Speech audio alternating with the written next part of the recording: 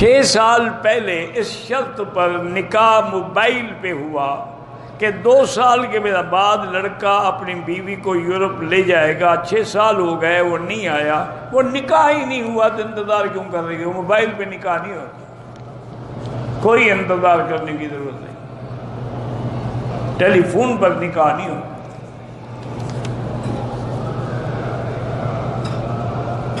شوہر کے مرنے کے بعد بیوی شوہر کا دکان چلا سکتی ہے, جبکہ دکان میں حلف کے لوگ بھی آتے ہیں. پردے کا بھی اہتمام نہیں, پھر نہیں چلا سکتی. جب دکان پہ کھڑی ہوگی تو پردہ تو نہیں کر سکے گی نا, کسی کو ملازم رکھ لے اور کنٹرول کرے.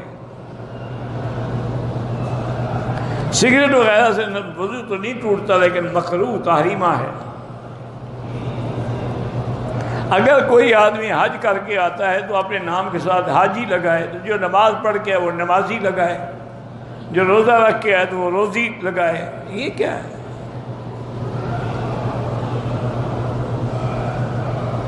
اگر کسی کے ہم نے پیسے دینے ہیں, ہمیں یاد بھی ہے کہ فلاں کیا, لیکن وہ بندہ نہیں ملتا, اس کے وارثوں کو دے دو. وہ بھی نہ ملیں کسی مدرسے میں دے دو خیرات کر کے.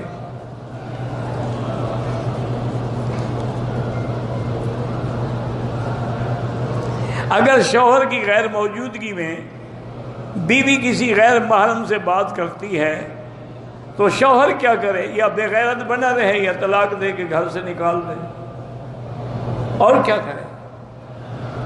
یا اس کو کہے توبہ کرو اور آئندہ موبائل اس کو نہ دے.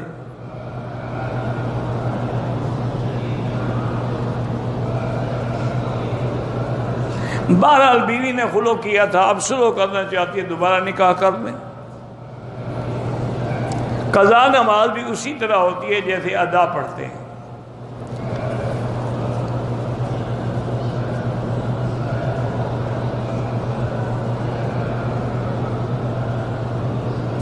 میرے والد نے مجھے مکان فروخت کر دیا, ساری رقم بھی میں نے ادا کر دی.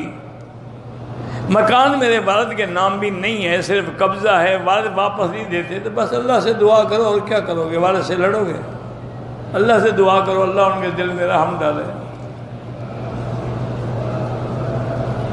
اگر کوئی اپنی بیوی سے کہے کہ تم نے یہ کام کیا تو تم مجھ پر طلاق ہو, وہ کام کرے طلاق ہو جائے گی.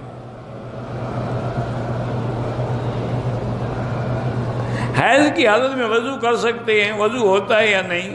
بہرحال وضو کس بات کا, پاک تو ہے نہیں کہ نماز پڑھے گی. ویسے کرے صفائی کے لیے تو کوئی حرج نہیں, اور زبانی تسبیح بھی پڑھ سکتی ہے, سبحان اللہ, الحمدللہ, لا الہ الا اللہ, اللہ اکبر. گاڑی میں لکھتے ہیں کہ میں صدقہ یا رسول اللہ, بالکل غلط ہے. یا حرف ندا ہے, یہ اللہ کے لیے ہوتا ہے.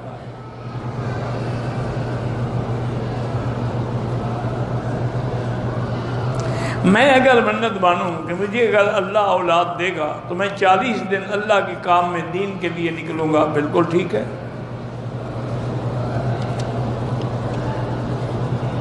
ہمارے قریبی رشتے کی بیٹی نے سکھ اور دوسری نے شیعہ سے شادی کی ہے, دونوں کافر ہو گئی ہیں. اب اگر مسلمان ہونا چاہتی ہیں دوبارہ کلمہ پڑھیں, کافر سے شادی ہو ہی نہیں سکتی. حیض اور جنابت کے غسل میں کوئی فرق نہیں ہے.